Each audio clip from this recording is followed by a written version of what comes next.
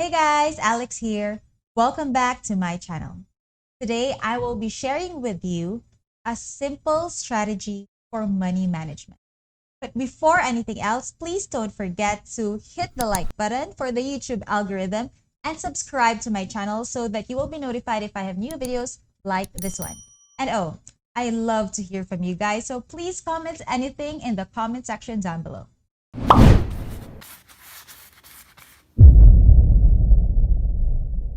Okay, so let's begin. Money management is a vital skill to learn if you want to achieve financial freedom. And this, I believe, is the goal of every millennial out there. It's my goal as well. But it's not as easy or as simple as it sounds. The thing is, when people picture financial freedom, they think world tours or parties on yachts or unlimited shopping budget. But it's actually much more simple than that. The reality is, money management is about having a system and in being consistent in doing it day in and day out. The system that I use now, I've been doing it since I was in grade school. It was my mom who taught me how to save. My mom was a banker and she's quite good in managing her finances. She's actually very frugal and she was able to pass that on to me. When I was in grade school, my mom opened a Happy Savers bank account for me. And I think I was around I was in the third or fourth grade at the time. And so whenever I would receive my allowance for the day, I think at the time it was about 5 pesos a day. So I would give back 2 pesos to my mom so that she could deposit it in my Happy Savers bank account. And then after that, the following day, she would show me my passbook and show me that, oh, another 2 pesos is added to your bank account. And that would make me very happy. So I learned to really enjoy saving. And that's how that's how financial freedom starts. It's really in saving, having the discipline and being able to enjoy the process of saving. Because when you save, you will have a pot of money to invest so that when the opportunity comes, then you have the money to invest. So all throughout high school and college, I would consistently save 20% of my allowance. So my allowance was given to me on a weekly basis. So whenever I would receive it, I would automatically get 20% from it and turn it over to my mom so she could deposit it, just like when I was a kid. And when I was in college, I already had my own bank account. So my mom would send my allowance for, actually, it was on a monthly. No, it was twice a month. She would send it twice a month since I attended college in Dumaguete City. So she would transfer the funds to me online and then I would withdraw it and I would separate again 20% and deposit it in another bank account. So I actually had a separate bank account for my savings and then I would use my regular bank account for my spending, for my daily expenses. And this was a discipline that I was able to carry on even until now. So when I graduated college, I was able to attend a seminar by John Calub. And that was when I was introduced to the concept of having different funds for different purposes. So now that's the system that I use now. My husband and we have four separate funds. So first is we have an investment fund, and then we have a tithing fund. Actually, it's in one account. The investment fund and the tithing fund is in one account. And then we have another account for our daily needs. So that's what we use to spend, like when we do grocery shopping, when we pay our bills for the family. So we get it from our daily needs account, our daily needs fund. And then we have an educational slash a health fund. And then we have a marketing fund. So that's four different funds in total. And I keep all these funds in separate bank accounts because it's easier for me to manage that way. So with one look, I can see how much is in each account and how much I can spend. So what I would do, since my income as a broker is not regular, but it's in bulk. So for example, if I receive a bulk amount, let's say I get a commission today, so I separate it in these four accounts immediately. So usually for people, what they do is they when they receive their salary, or when they receive income, they spend their income and then they save what's left. So I do the opposite. I first separate it in the four accounts and then I spend what's left. So as I mentioned, the formula that I use is 40, 10, 10, and 10. So 40% in my investment fund, 10% to tithing, 10% in my educational fund slash health fund, and 10% in my marketing fund. So I'm basically left with 30%. So that's what we use for our day-to-day expenses. So we're basically living on 30% of our income. So let's start with the investment fund. What is it for, and what's the purpose of the investment fund? So as the name suggests, the investment fund is just for investment.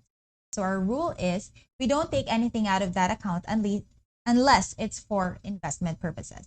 So for example, if we get an insurance policy, if we get a property, if we put up a traditional business, then we can get it out of the investment fund. So the beauty in having an investment fund is that you are prepared for opportunity. Because as they say, luck is when opportunity meets preparation. So you have to be prepared to grab that opportunity if it comes along. So if you don't have an investment fund, you won't be able to grab that opportunity when it's there. So that's why we have an investment fund. And when I started, the first investment that I made was in the stock market.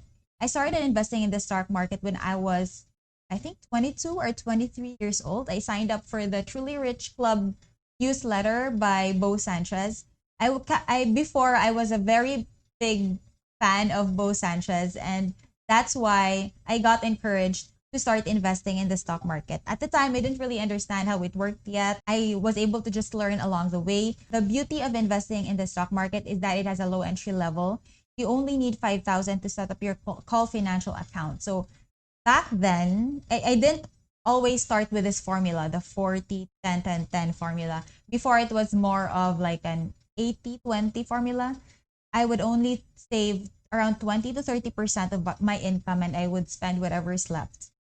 But then eventually, as my income got bigger, I could now live on a lesser percentage of that income. And that is why I'm able to now allocate 40% for my investment fund and then 10% for my other funds. So I highly encourage you, especially yuppies, those who are just starting out, even if you feel like your salary is not big enough to allocate 10 or 20% for your investment fund, just start with what you have. Start with the amount of money that you can set aside. You can start with as little as 5% or 10%.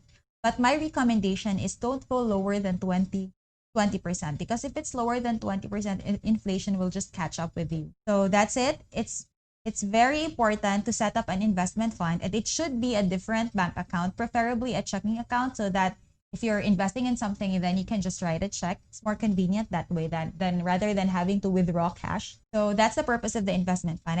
And I also think of it as paying myself first, because remember that you are the one earning, you are the one working, and then you just end up giving your money, your hard-earned money, to other people. Like when you buy clothes, when you buy food, when you buy gadgets, you're actually paying other people. You pay Globe, you pay Samsung, you pay H&M. So you're paying all these companies first, but what's left? What are you paying yourself? So for me, for us, for my husband and I, we pay ourselves 40%. That goes into our investment fund. And then we invest in the stock market, in real estate, in insurance, so that there will come a time when our money will work for us, and then we no longer have to work as hard for money. So now let's go to fund number 2, which is our tithing fund. I believe in the discipline of tithing because it really allows me to let go and to allow God to take over, to give back to Him what is really His. Because I believe that 10% of whatever I make is God's anyway. So I was able to learn about the importance of tithing back in college when I came to know the Lord. And before, I found it hard to tithe, because I felt at the time that my allowance was not enough. But I did it anyway. And then eventually I got used to it and I actually started to enjoy tithing. I started to enjoy giving back to God. So I really believe that tithing is important because it helps me set my priorities straight. It helps me grow my faith because even though sometimes I think that it's not enough, but I still tithe. So it helps me really depend more on the Lord and not on my own efforts. So 10% again to my tithing fund. And when it comes to tithing, you may ask, where do I tithe? So the answer is pretty simple. You should tithe to the organization that blesses you spiritually. So for me, that is CCF. So it's very convenient also because CCF has this online has a lot of banks that you can just transfer your tithe to online. So that's what I do. Okay, so now let's go to the third fund, which is the educational fund slash health fund. So with the educational fund, we allocate 10% of our income to that because we believe that self improvement is very, very important because you're the one working and you're the one earning money for your family. So if you improve yourself, if you like attend seminars or read books or do whatever you need to do for self improvement, then you will become better, you will grow, and you will be able to improve also in your skills and improve your capacity to earn more. So the purpose of this fund is, as I mentioned, it's for self-improvement. So whenever there's a book that I need to buy, a seminar that I need to attend, or an organization that I need to join wherein I have to pay monthly fees or annual fees, then I take it out from this fund. The last seminar that I attended was the storytelling seminar by Nas Daily. It was only a 4-hour seminar. It cost 2,500, but I really learned a lot even in that short span of time. So I always believe that whenever you attend a seminar or whenever you read a book or whenever you listen to other people who are experts in their own fields, you will always learn something. Even if I heard that before or already know some of the things that they're talking about, I always get something something from the seminar or from the book. So I really enjoy learning because it allows me to grow, it allows me to become better. And that's really what we have to focus on because if you're not learning, if you're not improving, then you are taking a step back. You are deteriorating and we don't like to deteriorate, right? So that's why we have an educational fund because this gives us the budget to attend whatever seminars that we want to because we already have a fund for that. I also split this fund to also make it into our health fund because in if we want to like work out, because usually before the pandemic, we used to do CrossFit. So we take the budget from this account. Or for example, we have dental cleanings and stuff like that. But for other major expenses, we already have it covered because we have an HMO and we also have health insurance. So I will be talking about that in another video as well, like the different things you need to do to protect your income and your finances and yourself as well. Okay, so now let's go to the last fund, which is the marketing fund. I've been a real estate broker for the last 9 years, and it's very important to have a budget to market yourself because someone who is in sales, I need to be out there. I need to be accessible to my clients, to people. I need to be reachable. So that's why I have a marketing fund because marketing is not free, even though you can do it for free because you can post on Facebook for free, you can post on YouTube for free, but there are things that you need to pay for. Like for example, I have apps that I use for marketing that have a monthly fee, or I have an online uh, I have websites that I subscribe to online so I can post online like dot property, or well basically right now it's just dot property, but I also tried Lamudi and Signet properties before and it's not free, so I have to pay for the monthly fee. So I get it from my marketing fund. And also if I need to buy a new camera, buy a new lens or lights or a microphone, then this is the fund where I get money from. So right now, because we just got a lot of stuff for the home studio, then I don't have much left in my marketing fund. But whenever it gets replenished and we need to buy something new for marketing purposes, then we take it out of this fund. Okay, so that's the 4 funds that I have. And you don't have to copy my allocation. It really depends on you what you want, what your priorities are. But I really, again, highly encourage you to at least have an investment fund that is separate from your daily expenses fund so that it will be easier for you to manage, so that when there's a good investment that can be made, then you can. Okay, so I hope you will learn something new from this video. If you learned something new, please don't forget to hit like and subscribe to my channel and comment anything down below. Let me know what your allocations are, if you also have different funds, because I actually have a friend of mine. I actually interviewed her last month.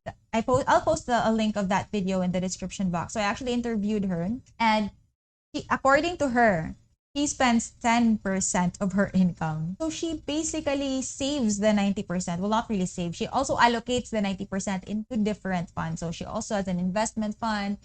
She has an educational fund also.